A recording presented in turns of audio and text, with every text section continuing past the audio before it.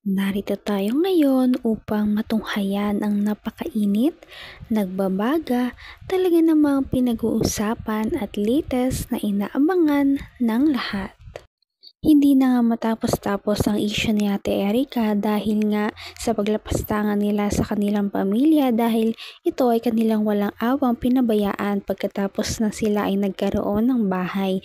At hindi lang yon dahil pati ang kanilang e-lovers na fans ay talagang nagalit na sa kanila dahil ito rin ay iniwan nila pagkatapos pakinabangan. Na po sila magkapatid sa e-lovers. Ayan ha? Sayang din. Okay. So, ang sagot naman po ni admin at sponsor na rin, umalis na po sila.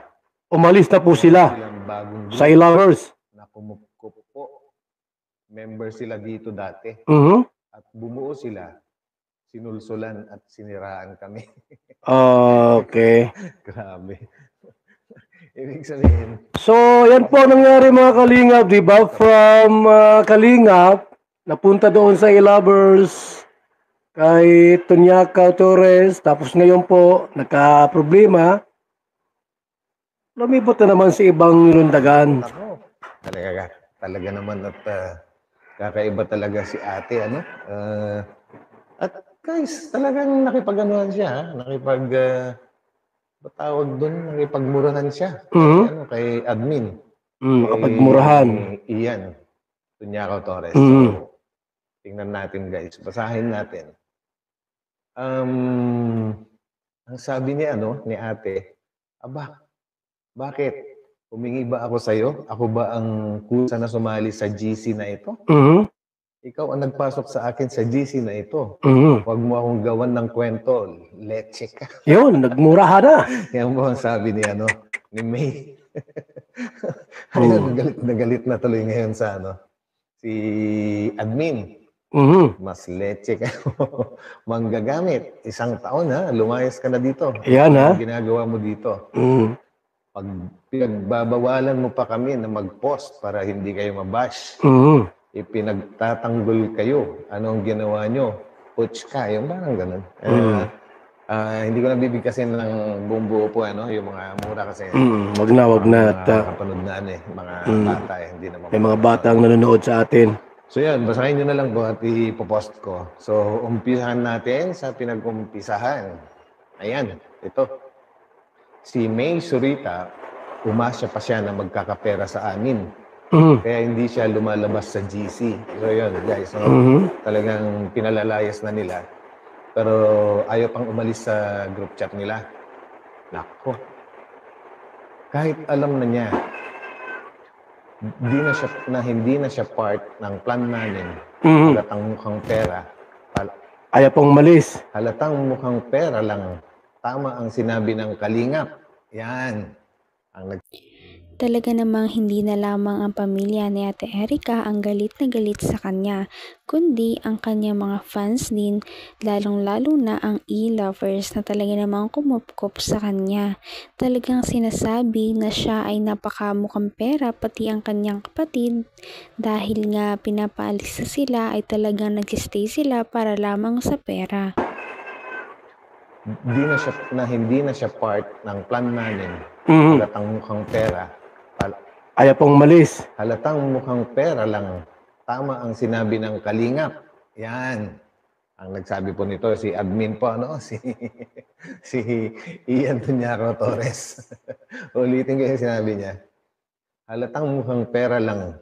Tama ang sinabi ng Kalingap at sinabi ni Lolo at ni Jun. Jun, yung unang Jun E. po sa kanila, si Jun Wonder ba yun, guys? Ayun, tuloy natin. Ginamit nila ang mga tao. Kaya ingat po kayo sa kagustuhan namin na tumulong. Kaso naawa kami. Gawain na pala, kasi naawa kami. Gawain na pala nila talaga. Dadalhin niyo yan hanggat maputulan kayo ng hininga. Di na sana ako mag-post. Kaso kapal nila. Di na nahiya. So guys, actually, kung panonoorin niyo yung mga videos nung unang nakapag-vlog sa kanila na si Jun Wonder, ganyan din po yung mga binabanggit, Pero pagdating naman si Kalingap Rab, hindi naman umimik si Kalingap Rab, Kumbaga, hindi naman nagsasalita kasi ng ano yun, ng masama si Kalingap Rab. O, kumbaga, may mga ano lang, may mga chismosa na nagpapasama sa Kalingap po, ano. Ginagawa nila ng dahilan kung bakit umalis si ano, si Miss E. Yan. Ginagawa nila ng chismis lang dati.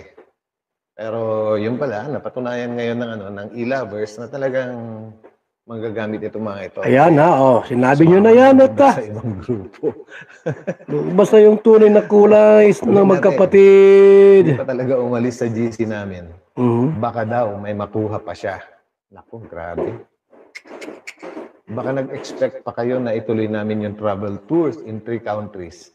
Hindi na po kayo kasama talaga, doon. no? Di ba, May hindi travel na kami tour pala sa sila. plan na yun. Hindi po kami magsasama na kasing ahas nyo. Salamat pala sa paggawa namin sa pagpapagawa ng passport nyo. Baliktad tayo eh. Kami pa may utang na loob, kami raw dapat magpasalamat. Grabe na to.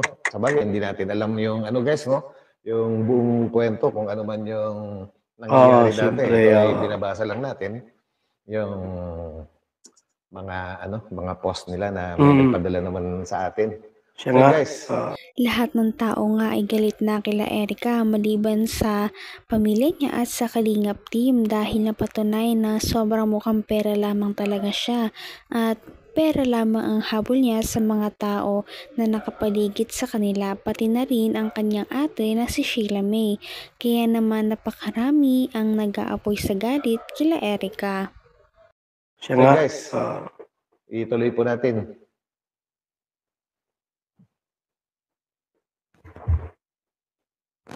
Ayan. At tawa ng tawa si Ian. Ako pa ang ileche mo. Nakatikim ka ng pooch sa akin. Lumabas din ang ugali mo. Ayan. Yan na. Si May. Away na po sila, no? Sila na may kasalanan, sila pa ang matapang. Ano pa nga ba? Palalabasin natin ang ugali niya. Talagang ganyan siya magsalita. Tapos sa bandang huli, nagpapabiktim na siya. Talaga. Natatawa talaga ako guys kasi matindi yung yung pagmamalasakit ng e-lovers dati. Magkasama yan eh, no? Talaga naman eh. Sa bahay ni na Lolo para mag-interview or yung mga ganyan. Kung napanood niyo po yung mga vlogs ng tita ni Miss E dati, naglalabas ng sama ng loob dahil sila nga yung ginagawa ng kwento na sila yung masama kaya umalis sina Miss E doon sa bahay ni na Lolo. So ngayon napatunayan na ng e-lovers na yung magkapatid talaga yung salarin masama. Yan na. Tuloy natin. What you see is what you get. Tawa na lang ang ibang admin na nagbabasa. Defensive kung di lang nagka-leche-leche, walang tapos ang plano. Sige, marami akong ebidensya sa pagka walang hiya nyo, mag-ina. Bakit mag-ina? Di ba magkapatid yun? Siguro ang binabanggit dito is, di ba kasama nga pala nila ang nanay nila, no? Na lumayas kina Lolo. Kasama yun sa bahay nila. Kasabwat din pala yung nanay nila. Kasabwat din po yan. At naka-block na. Ayan, kumbaga, hindi na natin ma-open yung Seymour kasi screenshot lang po ito. Siguro ang ibig sabihin ni Ian dito, Ian Tunyacao Torres, ay blinak na sila. Blinak na sila ng magkapatid. Kaya, ayan na. Wala na. Grabe yung mga pangyayari. Grabe talaga.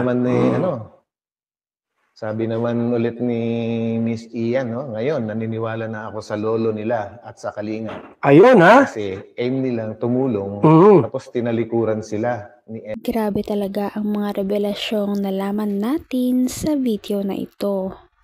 Ano na kaya ang mangyayari sa pamilya ni Ate Erica? At hanggang dito na lamang muna magtatapos ang ating napakainit, nagbabaga at pinakainaabangan na latest issue ni Ate Erica. At yan ay pagpapatuloy natin sa ating mga susunod na video. Hanggang sa muli, maraming salamat sa panonood. Bye!